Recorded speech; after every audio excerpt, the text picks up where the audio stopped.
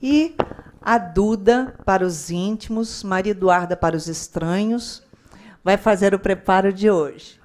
Boa tarde. Nosso capítulo de hoje é o 54 do livro Vida Feliz, ditado por Joana de Ângeles na psicografia de Divaldo Franco. Sê gentil e bondoso, sem te tornares servil. A humildade é uma virtude nobre que não convive com as situações vis. Íntegra, enriquece o homem de valores espirituais, que o tornam forte na sua aparente fraqueza e poderoso na sua pobreza. Sócrates, Cristo e Gandhi são os exemplos máximos de humildade e os expoentes mais belos da evolução. Abatidos por homicidas loucos, preferiram morrer a ceder, permanecendo imortais na sua grande vitória. Na história da nossa sociedade, várias pessoas assumiram papéis importantes de liderança e ganharam muitos adeptos ao que diziam. Mas dentre estes, aqueles que verdadeiramente nos impulsionaram conseguiram ter um alinhamento entre dizer, fazer e sentir.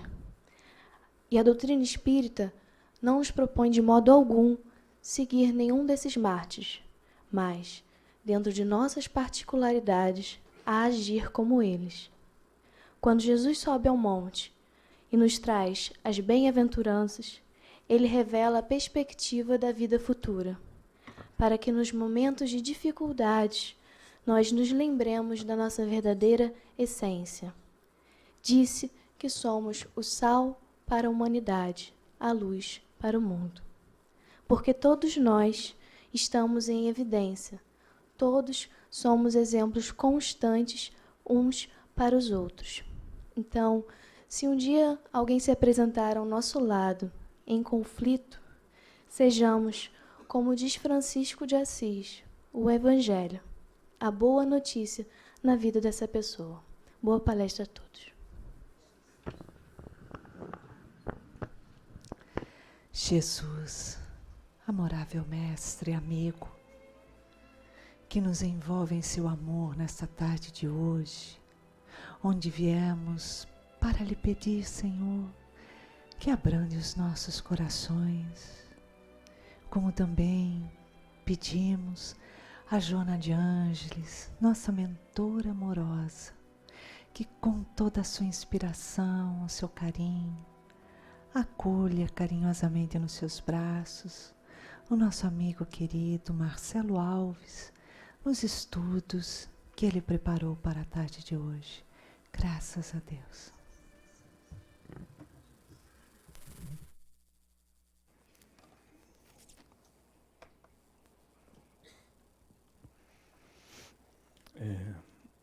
Muito boa tarde a todos.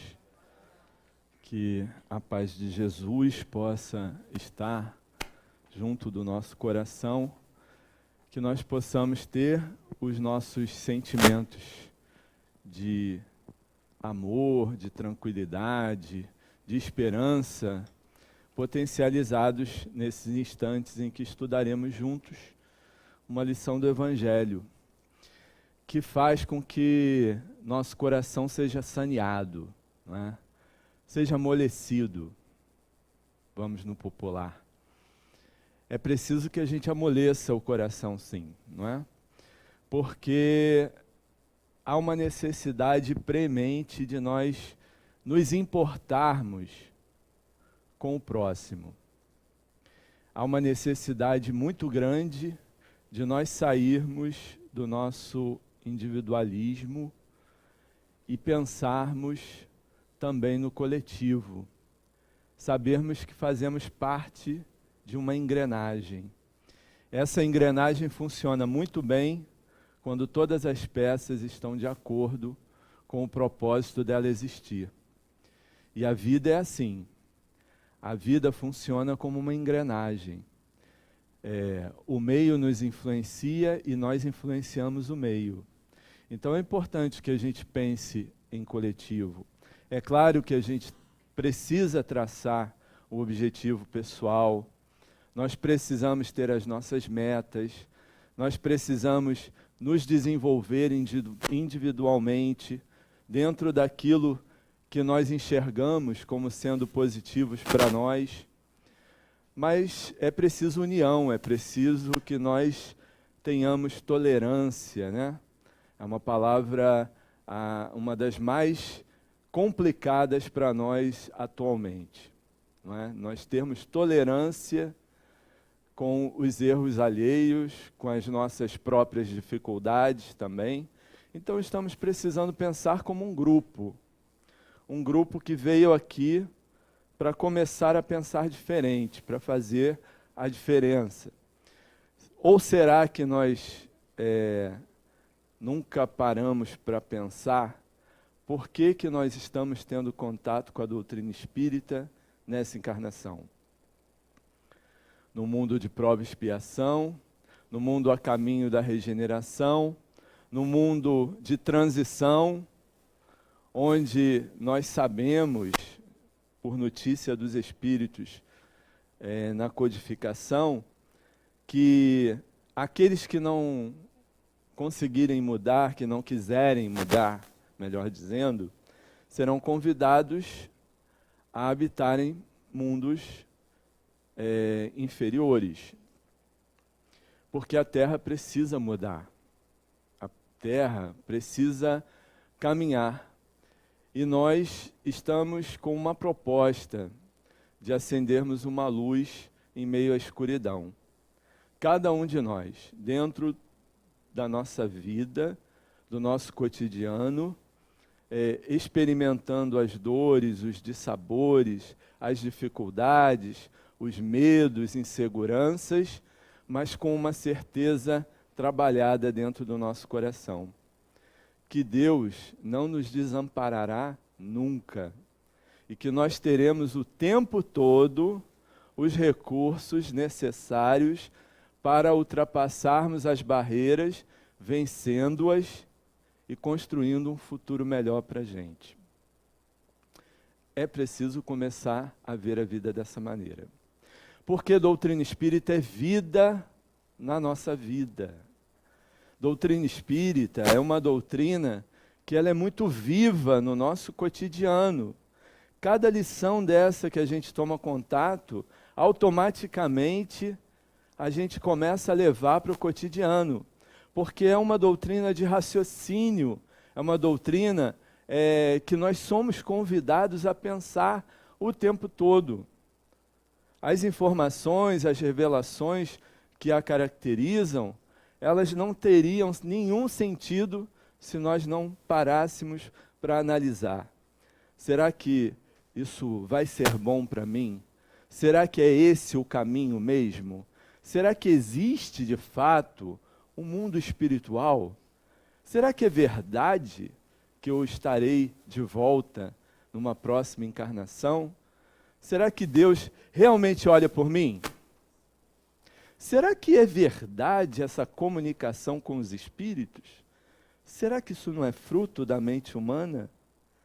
Ou será que a gente ainda precisa de uma prova que nos dê, assim, a certeza absoluta que os espíritos existem, para que a gente acredite ser um espírito? Com todas as potencialidades, com todas as possibilidades, com um compromisso fechado com Deus de se tornar perfeito, de aprender todas as coisas, de desenvolver todos os sentimentos nobres, ainda que nós precisemos passar por situações de dores que irão nos chamar a atenção sobre qual é o nosso caminho. A que ponto eu quero chegar? Será que eu não estou entravando ou tentando entravar o progresso? Que é uma lei. O progresso, ele acontece quer queiramos ou não. Então, se nós não acompanharmos essa lei do progresso, um dia ela vai se expressar pela força mesma das coisas, pela necessidade que a gente tem de seguir adiante. Nenhum de nós pode ficar parado. Não é? Está na condição da lei que nós caminhemos.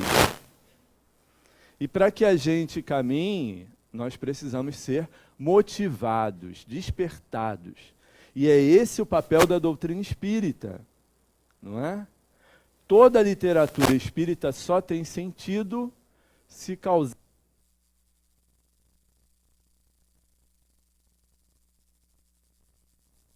Eu já não gosto mesmo dele. Tá saindo? Doutrina espírita, ela só tem sentido a gente conhecer, saber de tudo isso, se a gente descobrir que isso realmente faz parte da nossa vida. Parece frases repetidas, parece que a gente volta ao mesmo assunto, parece que a gente não sai do lugar, mas é isso mesmo, a impressão é essa. A gente conhece uma série de coisas, mas a gente tem que voltar ao eixo, não é? Nós precisamos voltar na base, porque é a base que está faltando para a gente deixar de criar tantos sofrimentos. Sofrimentos que a gente se questiona o tempo todo, de onde vieram? Quem foi que me deu essa dor? Não é? Quando ela surgiu, não tem explicação agora. Eu não consigo encontrar a razão, qual foi a causa desse malefício, dessa dificuldade, dessa barreira. Por que a minha vida é tão entravada? Por que mesmo eu fazendo tudo certinho, e aí a gente pode colocar entre aspas, certinho, tudo parece dar errado? Então, quando a gente olha para o lado, olha em volta e não encontra definição, não encontra explicação pelos males que a gente atravessa ou pelos males que nós observamos em volta de nós, não é? Porque na Terra não tem ninguém que não sofra. Ainda que tenhamos uma vida muito bem desenvolvida do ponto de vista material, mas existem dores internas, existem as emoções abaladas, as inseguranças, os medos. Está aí a estatística mostrando as doenças psicossomáticas, as doenças da alma, não é? Tendo assim um número muito avassalador na questão da enfermidade. De onde elas vieram? Para onde elas estão indo? Será que cabe a nós evitá-las? Será que nós vamos conseguir controlá-las, saná-las? Afinal de contas, a gente se cura de fato? E essa cura, quando acontece? Em que nível ela se encontra? Porque muitas vezes a gente atravessa uma enfermidade que, do ponto de vista material, não tem como reverter. Mas e aí? É a prova da gente acreditar, sim, que somos espíritos, que vamos reencarnar, que numa próxima encarnação nós estaremos livres desse mal. Essa é a nossa contribuição atual. Já não vamos mais para as arenas ser devorados pelos leões para darmos testemunhos da nossa confiança em Deus. Esse testemunho é assim, é íntimo, é lá dentro da alma, não é? É no momento em que as provas elas se apresentam e elas nos fazem pensar. É no momento em que as expiações elas acontecem e que nós nos sentimos nos quitando com a lei. O sentimento de pagamento, estou pagando a dívida contraída. Isso dá um alívio. Isso dá a certeza de que nós estamos fazendo a coisa certa. Por mais que nós tenhamos dificuldade de falar essa palavra no meio espírita, de que estamos pagando sim, aprendendo, mas estamos pagando. Porque toda transgressão da lei gera automaticamente um ressarcimento. Então eu vou evoluir, eu vou ser o melhor possível, mas a lei a lei é implacável. A lei de causa e efeito é implacável. Nós não ludibriamos a lei. A nossa sorte, que ela vem conjugada com a lei de misericórdia, que é o amor estabelecido por Deus para que nós passemos pelas nossas dificuldades, que nós consigamos, façamos a nossa quitação, mas aprendendo com amor que é preciso mudar. Então, dentro desse aspecto, o Evangelho mostra para nós as causas anteriores das nossas aflições. Não essas que a gente consegue correlacionar, não é? A causa com algum fato ocorrido, com alguma escolha equivocada que nós tenhamos feito, não é? Mas aquelas dores, aquelas dificuldades, aquelas situações repetidas e que a gente olha em volta e não encontra a resposta de onde elas vieram. Então, dizem os Espíritos para nós, não é?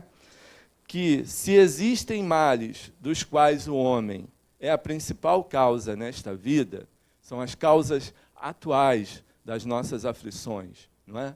Muitas vezes uma união equivocada por escolha própria. Por mais que a gente queira, união conjugal, por mais que a gente queira atribuir como sendo, não, eu estou resgatando do passado o malefício empreendido com essa pessoa. Por mais que a gente atribua isso, não que não hajam uniões nesse aspecto, mas muitas das uniões equivocadas, elas têm como causa o nosso interesse pessoal, a nossa dificuldade de ouvir a voz interior, não é? A nossa teimosia, muitas vezes, em querer provar determinadas coisas às pessoas que nós somos capazes. Então, um enfrentamento que muitas vezes a gente empreende e que tem como resultado uma união infeliz. Podemos atribuir o passado por isso? Não, logicamente que não. Estava ali às nossas vistas, mas nós insistimos. Então, causas atuais das nossas dores. Então, assim, se nós passamos determinadas situações no campo financeiro, porque nós não sabemos lidar com o dinheiro, porque nós metemos os pés pelas mãos, vamos recorrer ao passado? Ou será que não é o momento da gente amadurecer, crescer um pouquinho e tentar se reeducar? Aí dizem os Espíritos, se existem os males dos quais o homem é a principal causa nesta vida, existem outros aos quais, pelo menos aparentemente, ele é completamente estranho e que parece atingi-lo por fatalidade. Tal é, por exemplo, a perda de entes queridos e a daqueles que sustentam a família. Tais são ainda os acidentes que nenhuma precaução poderia impedir, os reveses da fortuna, que frustram todas as medidas de prudência, as catástrofes naturais, enfermidades de nascença, principalmente aquelas que tiram de tantos infelizes a possibilidade de ganhar sua vida pelo trabalho, as deformidades, a idiotia, o cretinismo, etc. Aqueles que nascem em semelhantes condições seguramente não fizeram nada nessa vida, não é? E é aí que a gente pode recorrer ao passado. Se não há uma explicação nessa, com certeza veio das vidas anteriores que nós tivemos. E se a gente, com certeza, se a gente se dá a oportunidade de raciocinar um pouquinho mais, nós vemos atitudes em nós que são explicadas aonde? Não é? Na infância mesmo. está aí a grande proposta dos pais, não é? Ao receberem seus filhos na reencarnação, que possam olhar já de muito cedo quais as tendências que aquele espírito apresenta. Dá trabalho, é difícil, é complicado muitas vezes aceitar que um filho nosso tenha tendências difíceis, complicadas nos dias atuais. Mas é preciso encarar como sendo uma necessidade de reajuste, de reeducação. Para isso a gente tem a primeira infância, não é? Deixando o espírito suscetível a ideias novas, suscetível a ser burilado, a ser reeducado. A gente precisa abrir os olhos para essa função nossa, não é? A gente não pode deixar isso adiante, porque quantos a gente tem experimentado, tem visto, não é? De jovens, adultos, que cometem enormes agravos, dificuldades mil, que poderia ter sido, ou pelo menos tentar evitar que isso crescesse, já na infância. Um benfeitor uma vez disse para nós que determinados espíritos que estão reencarnados, cometendo crimes hediondos, bárbaros, não é? Que seria necessário para esses espíritos que na infância tivessem colocado, sim, medo de Deus, que fosse construído neles o temor a Deus. São espíritos ainda numa ordem de inferioridade que não conseguem entender Deus como Pai, nos amando, tolerando. Precisam ainda, não é, ter a ideia do inferno, do castigo eterno, do Deus punitivo. Pelo menos geram um medo e evitam os malefícios atrozes, não é? Em que muitas pessoas perecem fruto dessas decisões.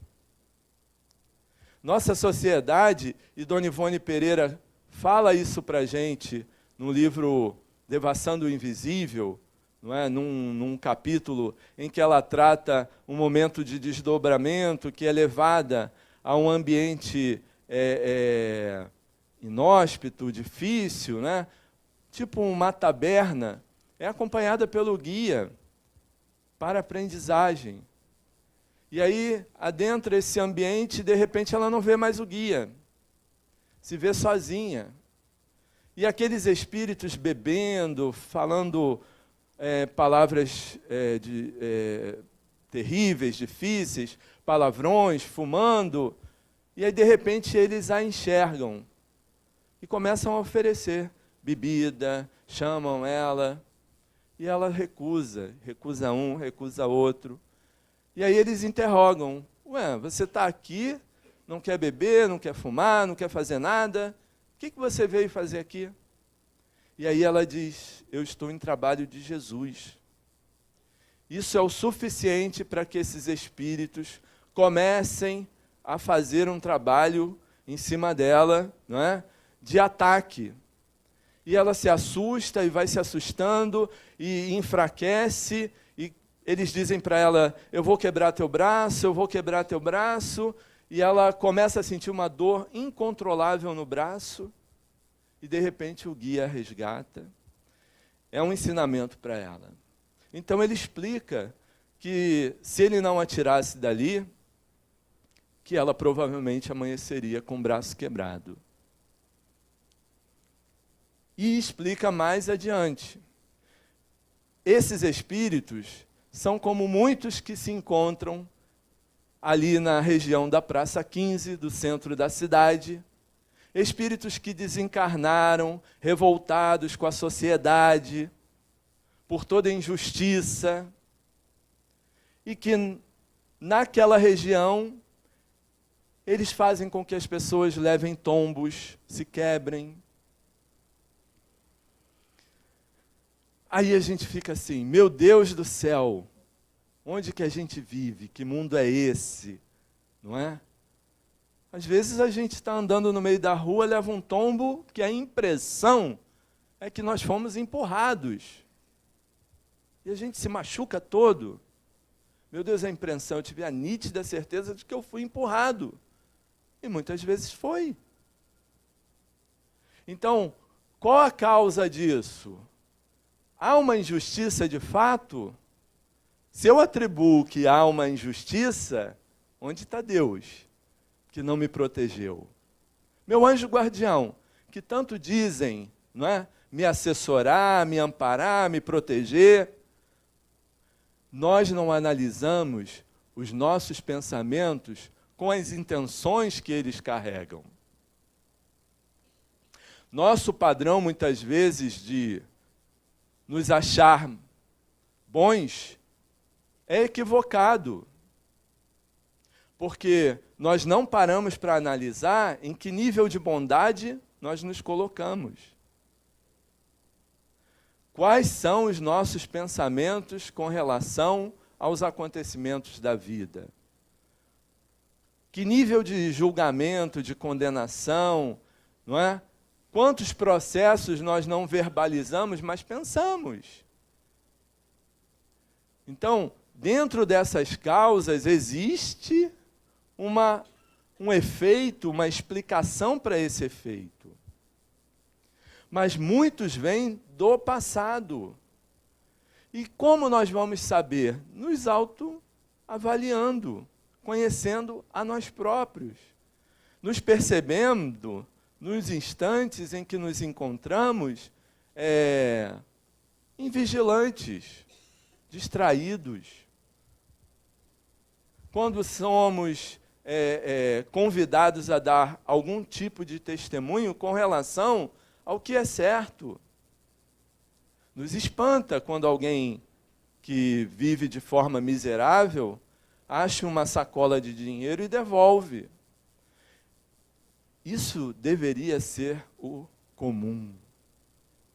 Não deveria nos espantar. Nos espanta por quê? No mundo complicado eu sou parte que não sou integrante do mundo. Então, existem dificuldades que eu não percebo que existem em mim. Não é? Então, muitas vezes eu atribuo que sejam os espíritos me influenciando. Mas e a minha parte de contribuição? O que dizer, enfim, dessas crianças que morrem com pouca idade e que da vida só conheceram sofrimentos? Esses são problemas que nenhuma filosofia ainda pôde resolver. Anomalias que nenhuma religião pôde justificar e que seriam a negação da bondade, da justiça e da providência de Deus. É assim que a gente precisa pensar, sempre colocando as bases de sustentação da doutrina espírita em foco. Quando a gente escuta uma notícia de uma violência, não tem como a gente não se inteirar. Como é que nós vamos ficar fora dessas informações que o tempo todo pululam aí, não é, nos meios de comunicação e nas conversas? Vamos tapar os ouvidos, vamos viver um mundo de poliana, vamos olhar o mundo totalmente cor-de-rosa, num outro sentido. Criar uma ilusão, não é? Ou será que a gente vai encarar a realidade? Isso está acontecendo. Por que acontece? O nosso erro é que a gente cai para o julgamento. Mas ele merecia ser. Quem somos nós para condenar quem quer que seja? Mas a gente pode sim pensar com o Evangelho. Causas anteriores das nossas aflições. Não é? O que leva alguém a trazer nessa encarnação uma doença, uma enfermidade no campo da mente, uma esquizofrenia, uma dificuldade imensa, não é, de conseguir traçar um paralelo entre a realidade e o que não é real. E muitas vezes ocasionar danos às pessoas sem ter muita consciência do que está sendo feito. Está certo que a ciência atribui certas coisas à genética. Mas quando se estuda, mas se aprofunda mais, fica-se sem explicação, porque falta entender e aceitar que nós somos espíritos antigos, que nós atravessamos inúmeras guerras, que nosso orgulho impera há muito tempo, que, assim, o hábito de querer conquistar as coisas pela força ainda não saiu de nós, que a vontade de ter tudo pela lei do menor esforço ainda está presente, não é?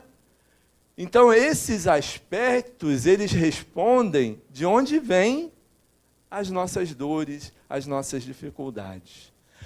Existem os tormentos voluntários? São muitos. Os problemas são enormes, das escolhas que o tempo todo a gente tem que fazer e nem sempre a gente escolhe corretamente. Mas precisa carregar isso para outra vida? Para lá na outra vida virar uma causa anterior das aflições? Será que a gente não pode ser inteligente o suficiente para já começar a trabalhar todo esse temperamento, toda essa dificuldade que os espíritos têm apontado como sendo o motivo do nosso sofrimento? Enquanto a gente acreditava que a gente sofria porque alguém decidia isso por nós, a gente se isentava da responsabilidade de mudar. Hoje não, doutrina espírita é vida na vida da gente, é consciência sendo despertada, é o senso moral cada vez mais para frente. Como diz Leon Denis, é a lei circular, é para frente e para o alto, não tem como retrogradar. Então, cada passo que a gente dá, cada reencarnação que a gente vive, é um amadurecimento no campo do sentimento, dos valores, das situações como um todo.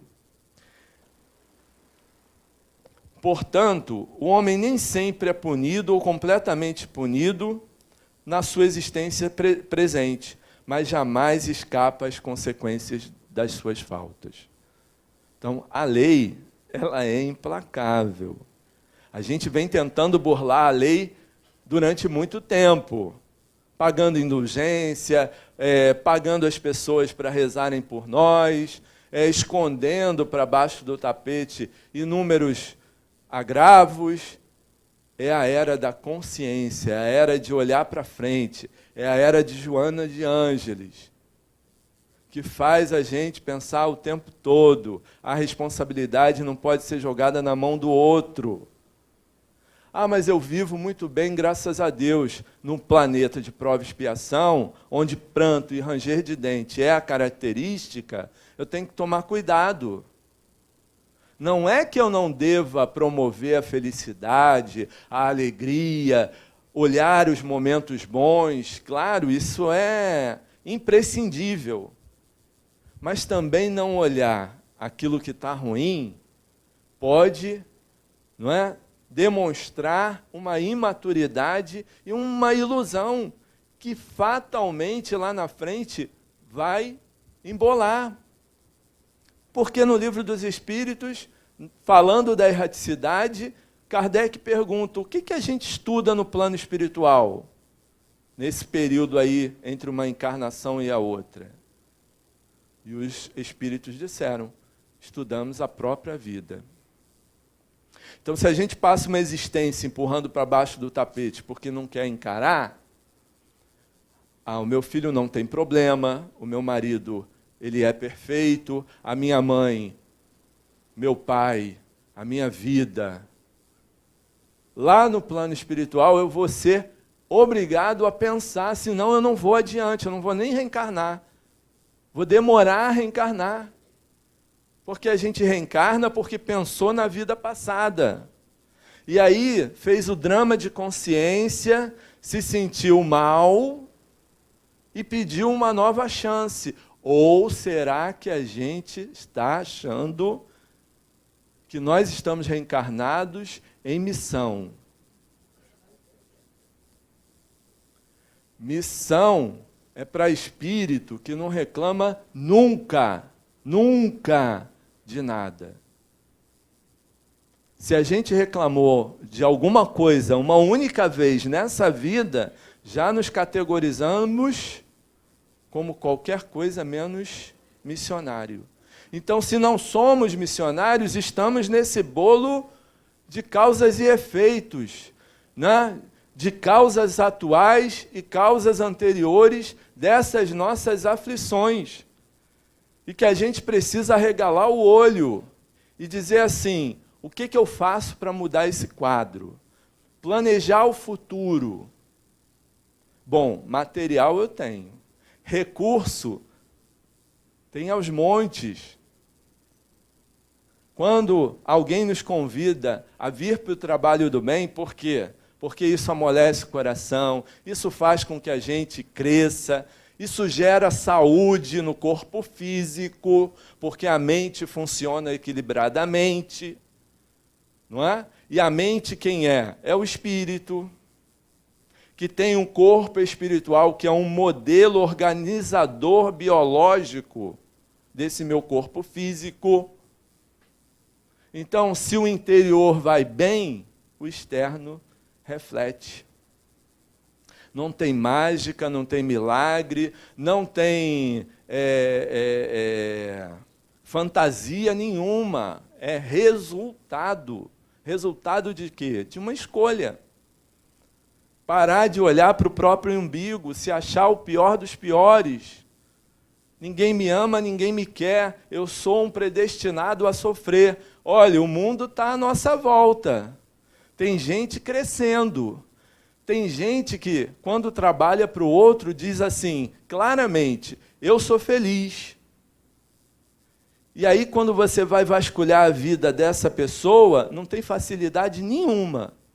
Materialmente falando, tem uma série de perturbações em casa, tem parente difícil, casamento complicado, mas essa pessoa, independente de tudo isso ruim, ela descobriu um motivo para ser feliz e ela foi atrás. Volto a dizer, doutrina espírita é vida na vida da gente. E eles seguem dizendo assim para nós. No item 7, tanto os sofrimentos devidos às causas anteriores, como os resultados das faltas atuais, são muitas vezes a consequência natural da falta cometida. Ou seja, por uma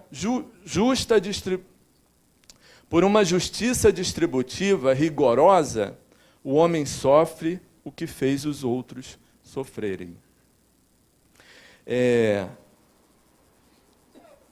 Aí ele segue dizendo assim, se foi duro e desumano, poderá, a seu turno, ser tratado desumana e duramente. Se foi orgulhoso, causas anteriores das nossas aflições. Se foi orgulhoso, poderá nascer em condições humilhantes. Se foi avaro, egoísta ou fez mau uso da sua fortuna, poderá ser privado do necessário. Se foi mau filho, poderá sofrer com os seus filhos. E etc. E a gente pode completar esse etc. aqui. Se foi preconceituoso, o motivo do seu preconceito vai entrar na sua casa. Ih, agora é que pega. Não é? Porque é muito bom julgar a vida dos outros, mas quando cai no teu terreno, no teu quintal, o que tu faz? Vou fazer o quê? Não vou jogar para o muro do lado, não vou jogar para a casa do vizinho, eu vou ter que encarar. Então, a grande dificuldade da gente em certos aspectos da vida é porque a gente julgou muito, condenou muito. Então, esse preconceito de hoje vem daí. Não é? Porque eu achava que não vinha para minha casa. Então é muito fácil ter realmente preconceito racial, preconceito por questões sexuais, preconceito de inúmeras situações. E já notamos o quanto isso tem sido levantado, colocado à nossa frente. Não dá mais para esconder o que é nosso. Não é? Essas aflições que nós passamos, se a causa vem do passado, o que eu faço para mudar? Composição de novas classes familiares. Ai, como isso é difícil. Porque eu estou amarrado em quê? Numa construção, não é? Que eu digo que é o certo. Mas e os exemplos que eu posso olhar, só que eu não quero ver? Quantas crianças saíram do orfanato, não é? Pelas uniões homoafetivas, e são crianças que são adultos, aliás, já são adultos hoje, muito bem educados. É um tapa na nossa cara, muitas vezes. Porque não dá para definir o que é o certo e o que é o errado. Porque o que vale é o amor, não é? Então, assim, quando a gente vai deixar de ver a vida entre preconceitos, entre julgamentos equivocados, para a gente se ver como um grupo só, filhos do mesmo Pai, com a mesma proposta, já dizem os Espíritos. Eu não sei, isso está tudo no livro dos Espíritos, eu não sei, tem questões que a gente tampa os olhos, só pode ser. Os Espíritos dizem para nós, olha, tira a roupa de todo mundo, vai ver que todo mundo é igual. Ah, tá, tem diferença? Tira o corpo físico, todo mundo é igual. Então, por que isso? Isso serve para emperrar o progresso. Como o progresso não pode ser emperrado, as dores acontecem para ver se a gente sai do comodismo e vai buscar alguma coisa. Ou a gente começa a ver dessa forma, ou nós vamos ficar esperando que o céu nos conceda, não é? Benefícios para que nós sejamos felizes. A felicidade é uma construção individual, mas perpassa pela atitude do coletivo. Então, é o que eu limpo para alguém que vai passar, não é? É a minha educação, independente se o outro vai ser educado ou não.